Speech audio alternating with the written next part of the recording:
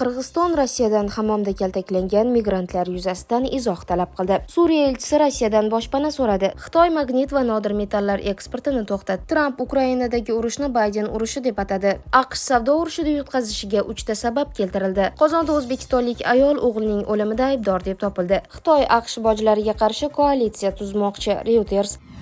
Qirg'iziston Rossiyadan hammomda kaltaklangan migrantlar yuzasidan izoh talab qildi. Qirg'iziston Respublikasi Tashqi ishlar vaziri o'rinbosari Almaz Imangaziyev Moskvadagi hammomda fuqarolar tahqirlangani yuzasidan Rossiya Federatsiyasining mamlakatdagi favqulodda va muxtor elchisi Sergey Vakonov bilan uchrashuv o'tkazdi. Bu haqda Qirg'iziston Tashqi ishlar vazirligi xabar berdi. Ushbu holat 11-aprel kuni Moskva shahridagi Badrost hammom majmuasida sodir bo'lgan. Videoda ko'rish mumkinki, xizmat libosida bo'lgan bir guruh xodimlar hammomda dam olayotgan ko'plab odamlarni yarim yalang'och holatda yerga yotqizib kaltaklagan. Vazirlik tomonidan voqea bo'yicha o'rganish olib borib, kuch ishlatish asossiz bo'lgan taqdirda ushbu hodisa bo'yicha Moskva shahri huquqni muhofaza qilish organlari vakillariga nisbatan tegishli choralar ko'rish so'ralgan va rasmiy nota topshirilgan. Shuningdek, uchrashuvda Qirg'iziston fuqarolarining huquqlarini himoya qilish va bundan buyon Qirg'iziston-Rossiya ittifoqchilik va strategik sheriklik munosabatlariga putur yetkazishi mumkin bo'lgan bunday vaziyatga yo'l qo'ymaslik bo'yicha choralar ko'rish so'ralgan. Ma'lumot uchun ommaviy axborot vositalarida tarqalayotgan xabarlarga ko'ra, mazkur hammomga O'zbekiston va Qirg'izistondan migrantlar ko'p tashrif buyurgan va ayni holatda ham kaltaklanganlar orasida O'zbekiston fuqarolari bo'lishi mumkin.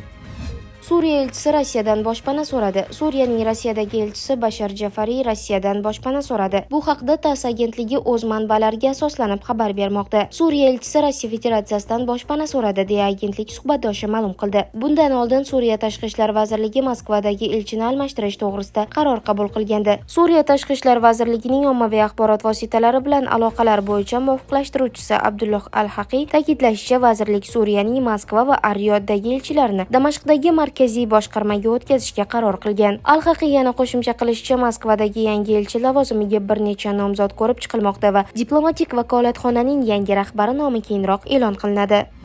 Xitoy magnit va nodir metallar eksportini to'xtatdi. Mazkur nodir metallar va magnitlar butun dunyo bo'ylab avtomobil ishlab chiqaruvchilari, yarim o'tkazgichlar sanoati, aerokosmik texnika ishlab chiqaruvchilari hamda harbiy pudratchilar uchun zarur hisoblanadi. Nashrning yozishicha, Xitoy portlari orqali ushbu mahsulotlar eksporti to'xtatilgan va bu holat Pekin yangi tartibga solish tizimini ishlab chiqquniga qadar davom etadi. Yangi tizim joriy etilgach, ayrim kompaniyalarga, jumladan Qo'shma Shtatlarning harbiy pudratchilariga yetkazib berish taqiqlanishi mumkin. Cheklovlar Xitoyda to'liq qayta ishlanadigan 6 turdagi nodir metallar eksportiga, shuningdek, dunyo bo'yicha 90% aynan Xitoy Xalq Respublikasida ishlab chiqariladigan nodir yer magnitlariga taalluqlidir. Endi bu mahsulotlarni Xitoydan faqat maxsus eksport litsenziyalari asosida olib chiqish mumkin bo'ladi, deya xabar bermoqda NYT. Qayd etilishicha, ushbu rasmiy cheklovlar 2-aprel kuni AQSh tomonidan joriy etilgan keskin boj stavkalari oshirilishiga javoban Xitoy tomonidan ko'rilgan choralar doirasida amalga oshirildi.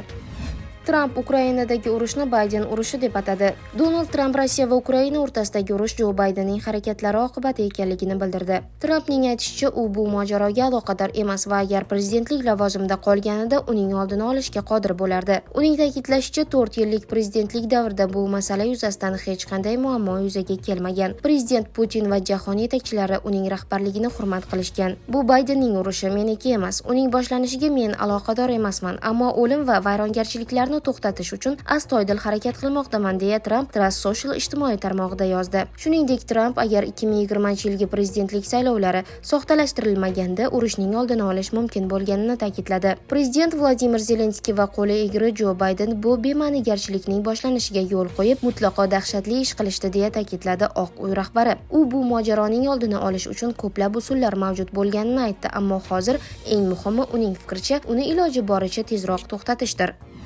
AQSh savdo urushida yutqazishiga 3 ta sabab keltirildi. AQSh prezidenti Donald Tramp Xitoyga qarshi e'lon qilgan savdo urushida mag'lubiyatga uchrashi mumkin. Iqtisodiy tahlilchi buning 3 ta sababini keltirib o'tdi. Bu haqda Financial Times xabar berdi. Xitoy iqtisodiyotini o'rganuvchi Dragonimics kompaniyasining tadqiqotlar bo'yicha direktori Artur Kreber tegishli sabablarni sanadi. Birinchi sababga ko'ra, hozirda ko'plab jahon yetakchilari Tramp maslahatchilarining bojlar bo'yicha iqtisodiy dalillari shunchaki ko'zbo'yamachilik ekanini anglamoqda. Tramp hokimiyatda vaqti ekan, birorta davlat ham AQShning Xitoyga qarshi salib yurishiga qo'shilmaydi, deydi Artur Kreber. Ikkinchi sabab AQSh tashqi siyosatining davlat qarzi bozoriga bog'liqligidir. Tramp allaqachon savdo muzokaralarida ta'sir o'tkazish vositalarini yo'qotib, bozorning salbiy reaksiyalaridan so'ng yuqori bojlardan voz kechishga majbur bo'ldi. Natijada u savdo muzokaralarida bosim o'tkazish imkoniyatini yo'qotdi va endi tariflarni yana ko'tara olmaydi. Uchinchi va muhim sabab Xitoyning AQShga qarshi iqtisodiy holdan toydirish urushiga puxta tayyorgarlik ko'rganidir. Kreberning fikricha, Xitoy AQSh bozoridagi talabni ichki iste'mol talabi bilan osonlikcha qoplay oladi. Bundan tashqari, Amerika importisiz ham bemalol faoliyat yurita oladi.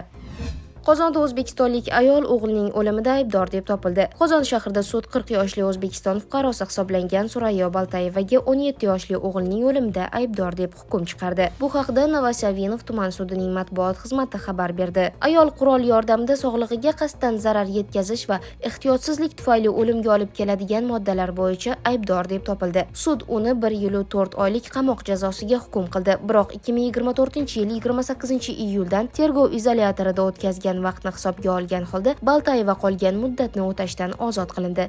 Ehtiyot chorasi bekor qilindi.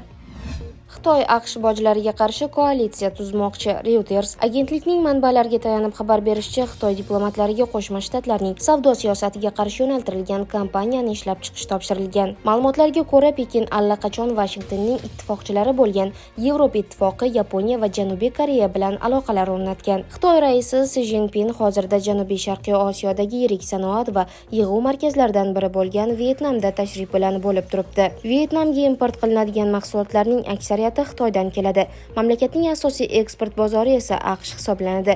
Bu Si Jinpinning so'nggi 18 oy ichida Xanoyga ikkinchi tashrifi bo'lib, ushbu tashrif Xitoyning milliardlab sarmoya kiritgan strategik qo'shnisi bilan munosabatlarni mustahkamlashga kiritilgan deya ta'kidlaydi Reuters. Si Jinpin Vyetnamdan so'ng Malayziya va Kambodjaga tashrif buyurishi rejalashtirilgan. Bu Pekinning yangi ittifoq tuzishga intilishi sifatida baholanmoqda. Kambodja va Malayziya ham Trampning savdo siyosatidan zarar ko'rmoqda. Mazkur davlatlarning Qo'shma Shtatlar eksport qiladigan mahsulotlarga boj stavkalari mos ravishda 49% va 24% tashkil etgan.